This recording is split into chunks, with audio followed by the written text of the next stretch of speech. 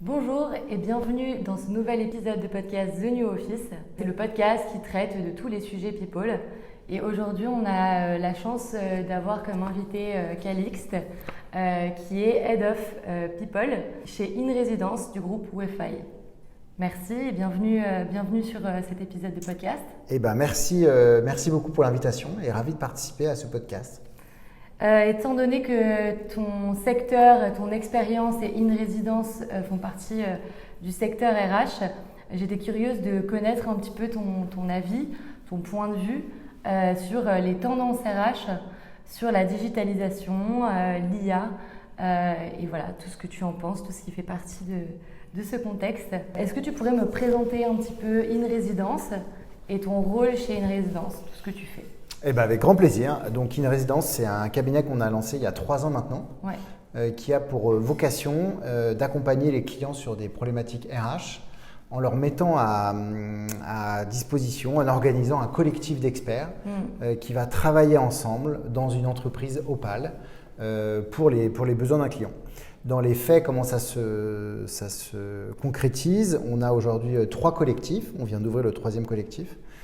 D'experts, donc on a un collectif de DRH, un collectif de recruteurs et un collectif de People Ops qui travaillent ensemble dans des bulles et des communautés fermées pour apporter la meilleure solution aux clients. Typiquement dans le cadre d'un projet d'onboarding pour un client, chaque DRH qui a 15-20 ans d'années d'expérience dispose de sa propre expérience, du benchmark qu'il peut faire et donc l'a peut-être fait 3-4 fois dans sa carrière. Si jamais on ajoute à ça 19 autres DRH qui eux-mêmes l'ont fait 3-4 fois et qui travaillent régulièrement ensemble, le client pourra bénéficier de l'expérience de 40, 50, 100 projets d'onboarding pour pouvoir avoir la meilleure solution pour lui. C'est le choix qu'on a fait vraiment d'avoir des experts qui vont être capables d'aller chercher la bonne compétence au bon moment, la bonne connaissance et qui ont en eux la compétence de savoir-être pour le mettre en œuvre chez le client. D'accord. Donc ça, c'est des RH à temps partagé? C'est des RH, voilà. Alors c'est tout à fait, c'est plus simple comme explication, mais c'est ça, des RH à temps partagé. Oui, exactement. D'accord. Et donc c'est nouveau cette forme de RH? C'est pas nouveau, ça fait depuis des années et des années que ça existe. Okay. On a essayé de répliquer le modèle de Entrepreneur in Residence, qui est une mouvance ou une idée plutôt outre-Atlantique d'avoir des personnes expérimentées sur des jobs de leader, de DG, de CEO ou de co-CEO qui viennent pour un temps déterminé dans une entreprise pour améliorer l'entreprise. Et c'est des profils qui ont déjà fait ça plusieurs fois, qui ont déjà l'expérience d'être CEO et qui vont le faire à temps partagé puisqu'ils sont régulièrement dans plusieurs entreprises. Donc ça existe outre-Atlantique, ça existe bien sûr en France aussi, il y a beaucoup de cabinets de management de transition qui s'y sont mis. Avec le raisonnement que quand on est sur une transition, quand on est sur un projet, le temps plein n'est pas forcément nécessaire parce qu'on ne va pas prendre l'intégralité du scope qu'on remplace. On va en prendre peut-être, 30%, 50%, 80%. Et donc de fait, on va pouvoir le faire à temps partagé, ce qui permet d'avoir une réduction des coûts, puisque au lieu de payer pour 20 jours de prestations par mois, on va payer que pour 7, 8, 10 jours de prestations. Ça permet d'avoir des profils qui sont toujours au goût du jour parce qu'eux-mêmes sont dans plusieurs entreprises, donc vont pouvoir apporter la compétence à plusieurs entreprises. Et puis aussi d'avoir une motivation pour son emploi parce qu'on change régulièrement de choses et on sait à quel point le changement apporte de l'innovation et de l'intérêt et de l'engagement dans son travail. Oui, je vois. Super. Et donc là, tu nous as donné un petit peu les avantages pour les entreprises d'avoir une RH à temps partagé. C'est quoi l'avantage pour ces RH, ces DRH? Alors, c'est hyper intéressant parce qu'on a créé une résidence avec Henri et Maxime en grande partie pour les DRH et aussi pour les clients, mais surtout pour les RH, pour les DRH et pour les recruteurs. J'ai travaillé 20 ans en RH et j'arrivais un peu au bout de mon énergie pour ce métier à cause de 3 raisons. Premièrement, la solitude du poste. Quand on est leader d'une organisation, leader RH d'une organisation, quand on est recruteur dans une organisation, on est seul. On ne peut pas partager, échanger, on n'a pas le temps, le quotidien vient nous happer, on ne peut pas se confier d'une problématique A à une autre personne parce qu'il y a des histoires de confidentialité. Donc la solitude est très dure. Deuxièmement, c'est la charge émotionnelle. C'est des métiers qui prennent toute l'émotion des autres et qui ne peuvent pas se relâcher de cette émotion, sauf auprès du conjoint le soir, mais le conjoint, il ne connaît rien, il ne comprend pas, il n'est pas dans l'actualité. Et troisièmement, c'est la connaissance. Quand on arrive après 15, 20, 30 ans d'années d'expérience, on sait un peu tout faire, ce qui n'est pas vraiment vrai, mais on a ce sentiment de savoir tout faire. Et donc, on est dans une roue de hamster un peu négative de je sais faire, donc ça ne m'intéresse plus, donc je vais refaire ce que je sais faire parce que je vais plus vite, donc j'apprends pas, donc je sais faire, donc etc. Et de casser cette roue, c'est hyper bénéfique. Donc au final, de les mettre en mode conseil, ça va supprimer l'émotion, puisqu'on est là pour une mission et ensuite merci, au revoir. De les mettre dans un collectif, ça va gérer la solitude. Et de le mettre dans un collectif d'experts, ça va gérer aussi le savoir, parce qu'on va se remettre en situation d'apprentissage. Comme on a toute la journée en face de soi des gens qui sont meilleurs que soi sur des sujets spécifiques, ça va remettre en cause ce qu'on sait, la façon dont on le fait. Et puis les convictions, je prends souvent l'exemple qu'un vieux DRH a des convictions fermes, un peu arc-boutées dans son bureau. Quand il échange avec un père qui a les compétences, qui a la réputation, qui a le savoir-faire, ça va mettre un peu ses compétences de côté, ses convictions de côté, pardon. Oui, alors que là, c'est très stimulant et puis on sait qu'on ne cesse d'apprendre. Et puis pour les entreprises, en effet, le fait d'avoir un collectif de RH et de bénéficier de toutes ces compétences, c'est d'autant mieux. Pour le client, c'est formidable parce qu'il a l'assurance de la compétence. Il sait que quelle que soit la situation, ça va être traité par de la compétence. Et comme les profils qu'on a chez nous sont sélectionnés avec beaucoup de rigueur, il a aussi la compétence de savoir-être pour déployer ce savoir-faire. D'accord. Et toi, tu as fait quoi avant Tu as fait DRH dans différentes boîtes? Ouais, si on remonte un peu, donc j'ai passé une petite dizaine d'années en start-up sur des postes de leader RH. Au fur et à mesure, je prenais des responsabilités en RH. Et avant ça, j'ai passé 10 ans dans l'industrie, vraiment sur des postes opérationnels dans des usines, où j'ai appris énormément de choses aussi. Et avant ça, j'étais développeur, informaticien à l'ancienne, avec un clavier, et on tapait des lignes de code. J'ai fait un court passage à l'école EPITA et je me suis vite rendu compte que c'était pas fait pour moi d'être toute la journée derrière un ordinateur. Donc c'est pour ça que j'ai bifurqué dans les RH. Ok. Et quelles sont les compétences indispensables à avoir pour être un bon DRH? C'est une bonne question. Je pense que tu poses la question à 5 DRH, ils te répondront 5 choses très différentes. Premièrement, il y a des bases techniques. C'est pas un métier qui s'invente. Il faut avoir des bases en opérationnel, en développement, en droit social, en technique de négociation, etc. Et ça, c'est des choses qui s'apprennent, qu'on peut apprendre avec le temps, mais malgré tout, il faut avoir ce vernis, c'est même plus qu'un vernis, cette base technique. Ça, c'est quelque chose de très important. Deuxièmement, il faut avoir une intelligence sociale qui est assez forte, parce qu'il faut être capable, au cours d'une discussion, d'identifier les signaux forts, les signaux faibles, de savoir ce que la personne n'a pas dit, les non-dits, la négociation, les schémas de communication, un certain nombre de choses qui sont beaucoup liées à l'intelligence sociale. Et enfin, troisièmement, et ça peut paraître étonnant parce que ce n'est pas forcément une qualité que beaucoup de RH ont, c'est d'avoir assez peu d'ego pour pouvoir accepter des choses qui ne sont pas forcément liées à soi, notamment dans les convictions. Notamment être à l'écoute, exactement.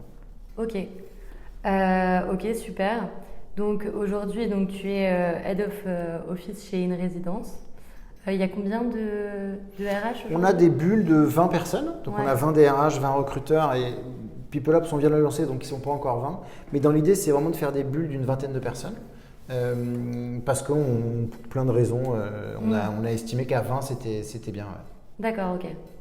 Et donc aujourd'hui, le métier de RH, tu as dû le voir, a énormément évolué là depuis quelques années. Il y a des grosses tendances qui se créent. On sent que le métier est en train de beaucoup évoluer, de beaucoup bouger, notamment avec la digitalisation et l'IA.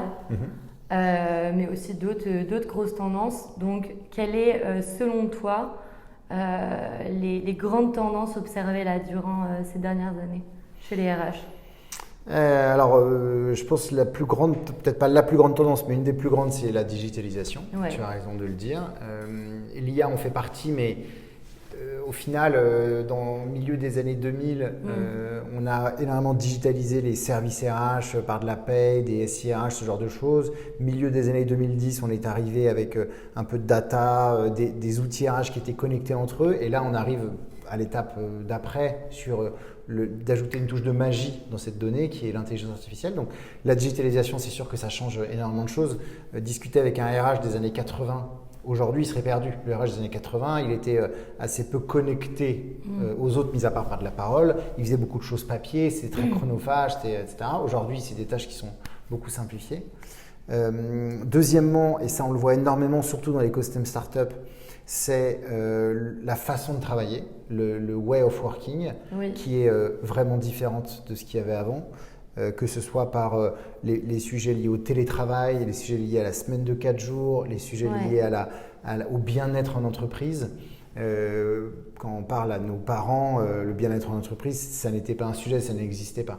Aujourd'hui, ça devient une évidence et ça devient indispensable. D'accord. Et enfin, troisièmement, et ça c'est peut-être la chose la plus récente, c'est la relation contractuelle, le changement de mode de travail qui est, ça fait un peu boomer de dire ça, mais très poussé par la génération qui arrive sur le monde de l'emploi, qui a 20, 25, 30 ans et qui n'a plus envie de vivre la même vie que ses parents, que leurs parents.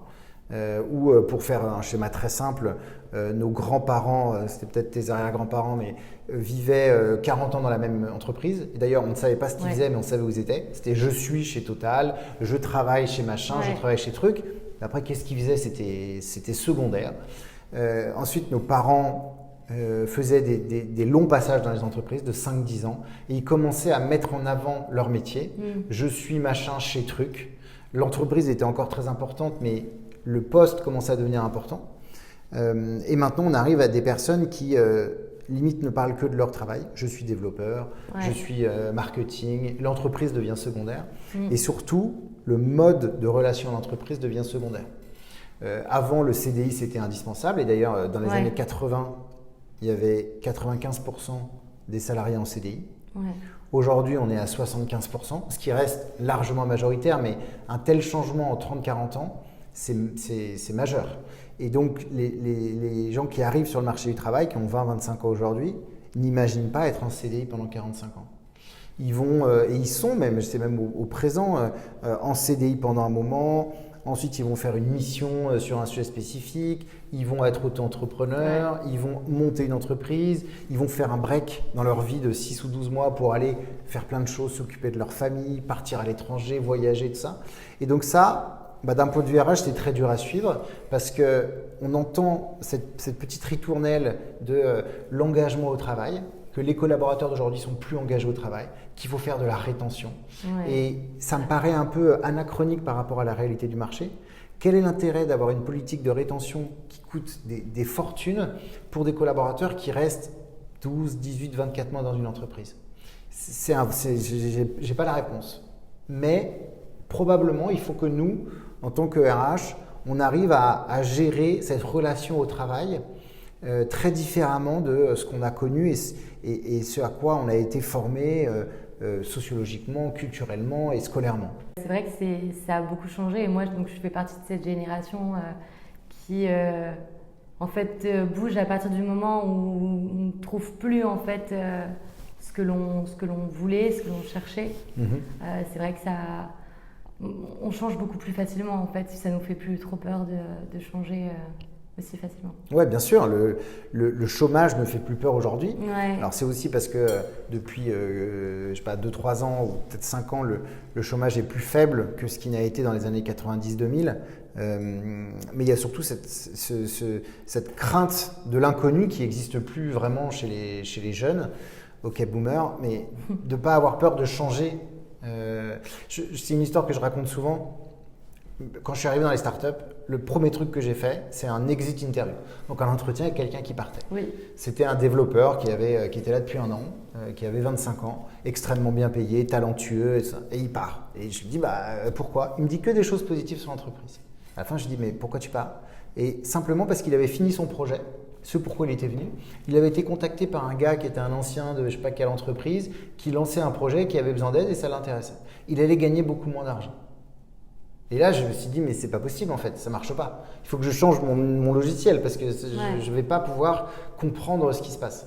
Et en fait, c'est le monde de demain, peut-être même le monde d'aujourd'hui, il est beaucoup plus lié à ce genre de tempérament, de comportement, à des personnes qui veulent rester 30 ans. Et on entend beaucoup, pour continuer ce que je dis là, le lien entre l'écosystème start-upper parisien d'élite versus le vrai monde je sais pas, de Charente-Maritime ou de la Creuse. Mais même dans ces métiers plus traditionnels, il y a un vrai changement qui est en train de s'opérer. Vous allez dans une usine, mon père vit à côté de Chalon-sur-Saône, il y a une énorme usine, il n'arrive pas à trouver de salariés. Il n'arrive pas à trouver des gens qui vont rester sur le long terme. C'est Framatome, donc c'est une usine très technique. Et pour former les gens sur le long terme, ils n'arrivent pas parce que les gens ne restent pas. Oui. Et donc, du coup, qui dit beaucoup de changements et de mouvements de collaborateurs, qui dit évolution même de la façon de travailler, le mode de vie au travail, dit que le métier de RH doit évoluer, doit changer. Donc aujourd'hui, comment les RH optimisent leur process pour aller dans ce sens? C'est là où la digitalisation et l'informatique va énormément aider. Parce que quand un collaborateur, on sait qu'il va rester, je sais pas, 6 mois, 12 mois, 1 an, 12 mois, 2 ans, on ne peut pas se permettre d'avoir 3 mois, 6 mois pour qu'il soit opérationnel et efficace et performant. Il faut que ce soit beaucoup plus rapide. Quand j'étais chez La Fourchette, on avait déployé du Sales Enablement. Il y avait très peu de leaders de ce sujet-là en France, mais aux États-Unis, c'est très classique. Et donc lui, son métier, c'était de gagner des jours sur l'efficacité des nouveaux commerciaux. Un commercial a été efficace au bout de 45 jours et lui, il essayait de passer à 44, 43, 42 jours parce que c'était des jours de gagner. Et comme la durée de vie du commercial est plus courte, enfin la durée de vie, on s'entend, mais son expérience d'entreprise est plus courte, donc forcément, il faut qu'il soit plus efficace plus tôt. Ouais. Après, on pourrait parler, ça serait intéressant, de tous les biais liés à la performance parce que du coup, on matraque et quel est l'intérêt dans un monde de toujours être plus performant, d'aller gagner des points de marge et tout, je ne sais pas, mais c'est encore un autre sujet. Et donc, la digitalisation peut énormément aider là-dessus, sur l'accès à l'information, sur la connaissance des personnes, sur la transmission de l'information à ces personnes-là, pour que l'information reste la propriété de l'entreprise, l'information, les data, tout ce qui est lié, et ne soit pas lié à la personne. Et donc ça, oui, c'est vraiment un truc hyper important pour les RH, c'est de maîtriser l'information, le savoir en entreprise. Et la digitalisation, ça aide énormément. Oui, et puis aujourd'hui, elles ont vraiment plusieurs casquettes. Ces RH, j'ai l'impression, on en entend beaucoup parler, des RH qui font de plus en plus de choses, qui ne sont pas sur une mission, mais sur 10 missions différentes. Donc, on est obligé d'utiliser aussi la digitalisation pour optimiser tout ça, automatiser. Et donc, cette relation entre employeurs, entre DRH et ses collaborateurs, ne risque-t-elle pas d'être un peu mise en péril, la relation avec toute la digitalisation, etc. Je ne pense pas. Parce que quel que soit le nombre de machines qu'on ajoutera, il faudra toujours des personnes pour les commander, les orienter, pour leur donner la base qui est le savoir. Et il faudra toujours des personnes pour échanger de façon très individuelle à d'autres personnes. Il y a beaucoup de bots qui sont en train de se créer dans les RH, mais qui existaient depuis longtemps. La seule différence, c'est qu'aujourd'hui, ils fonctionnent et ils fonctionnent très bien. Comme ça, un collaborateur peut demander quel est le nombre de jours, quel est le droit en mariage, quel est le préavis, des choses très techniques. Mais à la fin, la négociation sur un préavis, par exemple, ce n'est pas un bot qui va pouvoir le faire. Il va peut-être pouvoir dire que, OK, c'est 3 mois, mais l'usage dans l'entreprise, c'est de faire 1 mois et demi. Mais si jamais toi, tu veux faire qu'1 mois ou que 2 mois, ce n'est pas le bot qui va décider de ça. Donc, ce qui va faciliter, c'est l'accès à l'information. Mais aujourd'hui, un préavis, on peut le chercher sur Google. C'est juste que maintenant, c'est plus simple d'avoir accès à l'information, plus précis aussi, parce que sur Google, on peut trouver tout ce qu'on veut. Là, au moins, il y a la précision de l'information.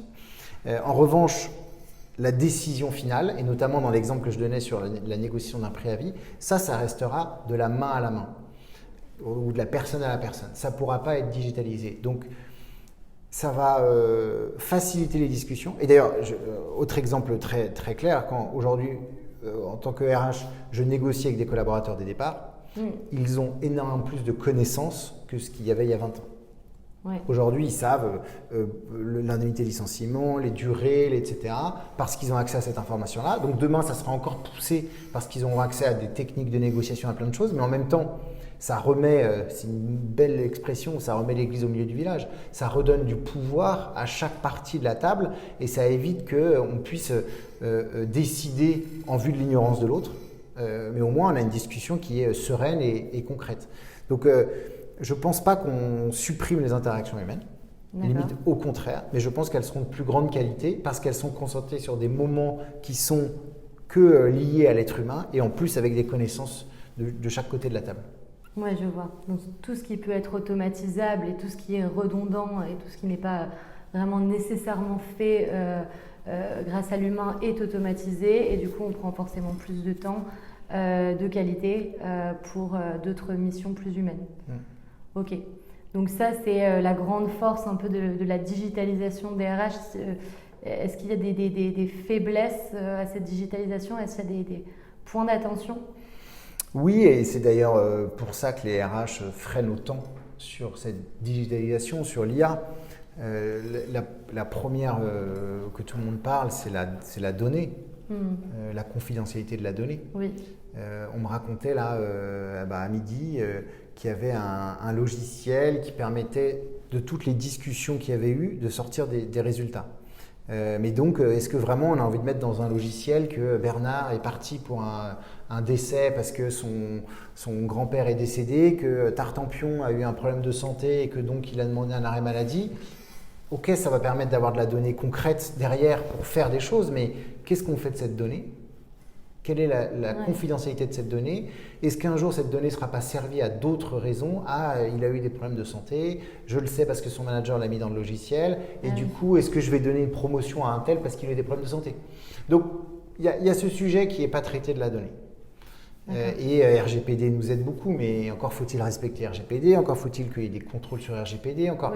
Donc ça, c'est, je pense, le principal frein. Après, comme pour beaucoup, c'est un frein qui est lié au changement et qu'il faut accepter aussi de prendre des risques. On a malgré tout mis des voitures alors qu'on disait qu'est-ce qui va devenir du métier de cocher. Au final, il y a des voitures et le monde n'est pas parti en catastrophe. Donc, il faut accepter le risque lié à la donnée, mais en ayant en tête que ce risque va un jour devoir être traité. Forcément. Voilà. Oui, et puis bon, comme toute transition, au bout d'un moment, on trouvera des solutions pour des problèmes qui sont de plus en plus récurrents et voilà, c'est comme pour tout. Exactement. Mais le RH, il est aussi un peu le gardien du droit, de la relation au légal en entreprise et c'est pour ça qu'il freine parce que lui a peur de ça. Il y a une stat que j'ai trouvée qui est assez intéressante, c'est que seulement un quart des DRH ont un projet lié à l'IA dans les semaines, mois, années à venir. Et à l'inverse, plus de la moitié d'entre eux dit que si jamais leur entreprise ne se met pas à l'IA, elle va être en retard sur les autres, sur ses concurrents. Donc c'est vraiment ambivalent. C'est d'un côté, oui, il faut y aller parce que sinon on sera à la ramasse. Mais moi, personnellement, dans mon service à moi, j'ose pas trop y aller, donc j'ai pas trop fait de choses. Donc ça, c'est une vraie interrogation. C'est comment les RH vont traiter les sujets liés à l'IA et au RH, sachant qu'ils estiment que c'est indispensable dans d'autres secteurs. Oui, mais c'est vrai que c'est une transition parfaite parce que on pourrait parler justement plus en détail de l'IA et comment les DRH, RH peuvent se servir de l'IA aujourd'hui dans leur métier. Sur plein de sujets, on l'a vu, le fait de répondre en V1 à des salariés, donc un bot, ça fonctionne très bien. Et ça existait, ça existe depuis très longtemps. Par contre, le fait qu'il soit efficace et pertinent, ça c'est quand même très récent. Deuxièmement, dans la data, dans l'analyse de la data, d'aller chercher différents éléments à gauche, à droite, c'est bien, mais de les réunir et d'avoir une touche d'IA dessus, c'est là où on va aller chercher un peu plus de décisions. Par exemple, il y a quelques années, on calculait le taux de closing d'un poste, c'est-à-dire à partir du moment où on a ouvert l'annonce jusqu'à partir du moment où on a recruté, combien de temps il faut en moyenne. Ce qui a permis, en analysant cette chose assez simple que beaucoup font aujourd'hui dans leur métier de recruteur, de décaler le plan de recrutement et en se disant que si jamais il faut 45 jours pour recruter un développeur, nécessairement, ce n'est pas possible de se mettre au 1er décembre que tous les développeurs arriveront au 1er janvier. Ça n'existe pas. Mais ça permet d'étaler dans le temps en se disant si on lance aujourd'hui, ça sera dans 45 jours et d'avoir des choses plus précises. Mais à la fin, je reviens sur l'utilité des RH, à la fin, la personne qui va analyser et mettre ces statistiques en mouvement, c'est un être humain, c'est pas la machine. Donc sur la data, pour revenir, ça je pense que c'est vraiment quelque chose qui va révolutionner les choses. Et ensuite, il y a des sous-secteurs de niche qui vont aussi, je pense, aider. On parle beaucoup de recrutement, mais si on est capable, par de l'IA, d'adapter l'adéquation entre une personne et un poste, parce qu'on est capable de savoir que ce poste-là a tel biais, telle différence, tel, etc., et que cette personne-là a tel biais, tel, etc., est-ce que ça peut matcher? Donc ça, c'est les tests de personnalité, mais poussés avec de l'IA, sur le lien avec l'équipe aussi. Est-ce que c'est la bonne personne, mais est-ce que cette bonne personne est la bonne pour l'équipe? Est-ce qu'on est prêt à déstabiliser l'équipe pour avoir la bonne personne, ou est-ce qu'il vaut mieux qu'on prenne une autre personne? Donc dans le recrutement, ça c'est assez fort. Et il y a aujourd'hui des outils qui le font très bien, d'aller chercher des candidats. Le métier de recruteur a été transformé récemment. Avant, un recruteur, c'était quelqu'un qui faisait quasiment que du réponse-annonce. Il postait une annonce, il triait des CV. Voilà. Aujourd'hui, le réponse-annonce, c'est plus vraiment ça. Alors, il y en a encore un petit peu, mais c'est plus ça. Il doit aller chercher les bons candidats. Et les bons candidats qui ont un lien avec la fiche de poste, mais qui ont aussi un lien avec la culture de l'entreprise. Et ça, c'est aussi des choses qui vont pouvoir s'améliorer avec l'IA et qui s'améliorent déjà aujourd'hui avec l'IA, d'aller chercher les bons candidats en lien avec la culture d'entreprise. Pareil sur la performance, là c'est des choses de niche, mais d'être capable d'analyser la performance d'un collaborateur avec le temps, quel est le lien par rapport aux projets qui sont liés dans l'entreprise, est-ce que la sous-performance d'un collaborateur est définitive ou est-ce qu'elle peut se rattraper avec un plan d'action ? Parce qu'on sait les statistiques de plan d'action sur ce type de collaborateurs, etc. Ça, c'est des choses qui vont pouvoir être faites de façon très niche, sous-métier par sous-métier de RH. Et après, j'ai plein d'autres exemples de ce qui pourrait être fait en IA. Mais est-ce qu'il y a un outil vraiment qui va chercher les bons profils et comment on peut faire ça? C'est avec ChatGPT ou d'autres outils spécifiques? ChatGPT, c'est juste un peu une marque d'IA. Il y a beaucoup d'autres moteurs qui existent, Mistral, qui est français, Cocorico, mais il y en a beaucoup d'autres. Après, comment est-ce qu'on nourrit cette IA en fonction d'un but? Et donc, il y a des IA qui aujourd'hui sont capables d'analyser les compétences, peut-être pas les compétences, mais en tout cas le style, la culture, les marqueurs, les rituels d'une entreprise avec ce qu'on a de la personne. Et on a beaucoup de choses sur la personne, sur les réseaux, sur les échanges qu'on a avec la personne, etc. Et de voir si jamais ça peut matcher. Ok. Et là, on revient aussi sur la question de RGPD. Est-ce que traiter les informations de telle personne à telle personne, Et ça, c'est ce qu'on en parlait tout à l'heure, c'est un des risques, en effet. Et pour autant, c'est des données qui sont publiques. Peut-être pas tous, mais une bonne partie des recruteurs ou des leaders, avant de recruter quelqu'un, vont aller regarder sur les réseaux ce qu'on peut trouver, sur Facebook, sur tout ça. Et pour autant, c'est pas parce que la personne elle aime un sujet A que ça a un lien avec son métier. Mais c'est des choses qui étaient faites hier. Aujourd'hui, c'est officialisé avec l'IA, mais c'est des choses qui étaient faites hier. D'accord. Et donc, comment est-ce que tu imagines, si tu as une réponse sur ça, est-ce que tu imagines le métier RH de demain? Est-ce qu'il y aura toujours des RH? Est-ce que ils vont devoir comment ça va évoluer en fait le métier? Là, je ne crois pas que l'IA soit encore suffisamment mature et assez présent dans le RH, ça va encore beaucoup évoluer. Donc, comment est-ce que tu imagines un petit peu le métier RH de demain? Je ne sais pas trop quoi te répondre à ça parce que c'est tellement incertain, parce que là on parle de l'IA, mais il y a aussi beaucoup d'autres éléments qui peuvent intervenir, des crises, d'autres évolutions technologiques, d'autres, etc. Si on regarde avec le temps, les RH se sont rapprochés des gens. Les RH des années 80, ils étaient assez peu connectés au business. Ils étaient plus connectés à l'administration du personnel. D'ailleurs, on les appelait souvent des chefs du personnel. D'accord. Ces RH des années 80, quand on a commencé à digitaliser les demandes de congés, ils ont dit, mais au secours, on n'aura plus accès aux collaborateurs puisque ça se fera sans nous. Ouais. En fait, non. C'est pas parce qu'on digitalise quelque chose qu'on n'a plus accès aux collaborateurs. Quand on a ajouté l'informatique, je discutais avec un de mes confrères, un de mes collègues RH, qui a vécu fin des années 90, début des années 2000, l'informatisation des entreprises. Ouais. C'était une transformation majeure. Avant, tout se faisait par papier. Aujourd'hui, tout se fait informatiquement. Est-ce que c'était une transformation plus importante ou moins importante que l'IA? Je ne sais pas.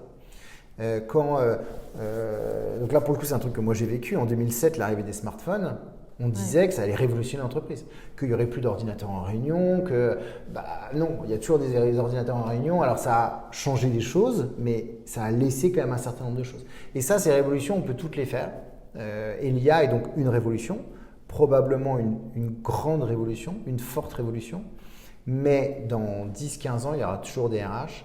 Et je pense que ça les rapproche au maximum du business parce qu'ils doivent comprendre le métier de leur entreprise, le produit de leur entreprise, les risques, les faiblesses, les orientations possibles de leur entreprise pour adapter les politiques, les structures, les process RH en lien avec le business. Donc ça, c'est un truc qui me paraît très positif que le RH se rapproche du business et puis aussi se rapproche des gens parce que pour accompagner l'entreprise vers la croissance, vers une expansion, vers un nouveau produit, vers tout ça, il faut connaître les gens. Et ça, la machine, elle connaît des éléments, mais elle ne connaît pas les personnes. Donc voilà, si jamais ça continue dans ce sens-là, tant mieux. Oui, donc au final, les RH vont beaucoup plus, peut-être grâce à l'IA, se rapprocher finalement de ce qui est vrai, de ce qui est humain, des gens, en fait, de leurs collaborateurs, d'avoir cette partie beaucoup plus sociale que le RH des années 80. Ouais. Tout à fait. Avec l'IA, d'ailleurs, je me disais, par exemple, chez une résidence, ces 20 RH là, qui sont dans des entreprises différentes, qui ont des expériences différentes, du coup, elles peuvent également se partager tous leurs tips IA. Est-ce que tu aurais un tips IA à partager qui peut être sympa de partager Oui, bien sûr, et on en fait nous beaucoup. On a la chance de faire partie d'un groupe qui a mis l'IA comme une de ses grandes priorités, qui a des entreprises au sein de ce groupe qui font de l'IA, qui font des logiciels liés à l'IA, donc on a la chance de vraiment en profiter. Il y a un truc qu'on fait qui est assez facile et qui a été pour le coup très facilité grâce à l'IA, c'est qu'on documente énormément de ce qu'on fait. On documente les projets, les clients, etc. Et on a deux freins à ça, c'est l'anonymisation, parce qu'on ne peut pas laisser sur des serveurs ou des Notion ou etc. des choses qui ne sont pas anonymes. Si un jour, on a une fuite de données et qu'on se rend compte que là, on a les données de 300 entreprises, ce n'est pas possible. Donc on anonymise tout, c'est très long, c'est fastidieux, il y a un risque d'erreur. Donc ça, maintenant, on passe par une IA qui va anonymiser un document sans enlever la saveur de ce document. Ça, c'est assez fort à faire. Et ensuite, deuxièmement, c'est le résumé. Quand on va chercher, je reprends l'exemple de l'onboarding, on est chez un client, on va chercher des exemples d'onboarding, on va arriver sur la page Notion de InResidence sur les onboarding et on va voir peut-être les 20 projets qui ont été faits chez InResidence et on va voir les 10, 15, 20 sources d'inspiration qui sont utiles à l'onboarding. Mais ça peut être fastidieux d'ouvrir 20 documents, de comprendre l'essence, etc., d'aller demander à l'ADRH qui a géré ce projet qu'est-ce qui s'est passé, etc. Et donc maintenant, on a je sais pas comment on dit, condensé, résumé chacune de ces expériences pour avoir les mots-clés. Et on peut même poser des questions en disant est-ce que tu peux m'expliquer sur ces 3 projets, l'historique, les tenants, les aboutissants, etc. Et ce qui va faciliter énormément le sujet. Ça ne veut pas dire qu'on n'aura pas d'échange avec la DRH qui a fait le projet, mais ça veut dire que l'échange sera plus pertinent parce qu'on sera au courant d'une grande partie de ce qui a été fait. Il sera plus ciblé. On ne va pas aller discuter avec 5 RH sur un sujet, mais on va discuter peut-être qu'avec les 2 sur les projets qui nous ressemblent et qui nous intéressent. D'accord. Il prendra moins de temps pour le client, donc moins de facturation. Pour la RH, parce que ce n'est pas du temps très intéressant de passer des heures et des heures dans des process qui ont été faits par le passé. donc plus d'intérêt, donc plus de pertinence. Et puis, ce temps non utilisé, il va servir à de l'innovation, de la formation, de la connaissance, du benchmark. Et voilà. Donc ça, c'est des choses toutes simples à faire. C'est documenter, faire des résumés, des documentations. Des méga prompts un peu. Ouais, exactement. Ok, super intéressant. Est-ce que tu as autre chose à rajouter sur l'IA ou la digitalisation des RH? Est-ce qu'on a parlé de tout? Qu'est-ce que j'ai à rajouter? Premièrement, c'est plus une envie qu'un rajout. C'est de dire aux RH de s'intéresser à ce sujet. Parce qu'il y a encore beaucoup de RH qui se disent que ça ne va pas arriver, que ce n'est pas leur domaine. C'est le domaine de l'informatique, du CTO, etc. Et je pense que c'est aussi et peut-être surtout le domaine des RH. Et enfin, deuxièmement, c'est de tout faire pour être inclus dans les projets de transformation liés à l'IA. À la fin du fin, comme on l'a dit, l'IA c'est une transformation parmi tant d'autres, comme il y en a eu dans le passé, comme il y en aura dans le futur. Ce qui fait la différence dans les projets de transformation, c'est quand les RH sont au cœur de ce projet-là. Parce que une personne enfermée dans un bureau ne peut pas décider de l'avenir de dizaines, centaines de collaborateurs, qu'il faut avoir quelqu'un qui connaisse les collaborateurs, qui connaisse les aspirations, on ne peut pas supprimer des tâches, une comptable, si on ne connaît pas la comptabilité, si on ne connaît pas le temps qu'il va falloir aux personnes en comptabilité pour le faire. Parce que les plus beaux projets de IA, qui sont formidables, s'ils n'ont pas l'adhésion des collaborateurs qui vont devoir s'en servir, ça ne sert à rien. Et il y a trop souvent des exemples de projets de transformation, pas liés à l'IA, mais à d'autres sujets, où les RH sont mis de côté. Et de fait, on retrouve qu'à la fin, il y a moins d'adhésion, il y a moins de changement. On parle de résistance au changement, de gestion du changement, mais les personnes dans l'organisation qui savent et qui doivent le faire, c'est pas les opérationnels, c'est les RH. C'est les seuls dans l'organisation qui ont une vision globale de ce qui se passe. Et donc, c'est les seuls, ça peut paraître un peu ferme comme posture, mais il n'y a aucun doute sur le fait qu'un RH va faciliter l'accompagnement et la gestion du changement des projets, quels qu'ils soient. Et là, on parle d'IA, mais voilà. J'ai plein d'exemples. Tu fermes une usine, un avocat peut le faire parce que c'est au final un process assez simple à faire, à suivre. Mais à l'inverse, si jamais tu rajoutes un RH dans la boucle, il va accompagner, comprendre, gérer les dommages collatéraux, gérer les impacts. Voilà. Ouais, c'est clair. Ok, donc finalement, les RH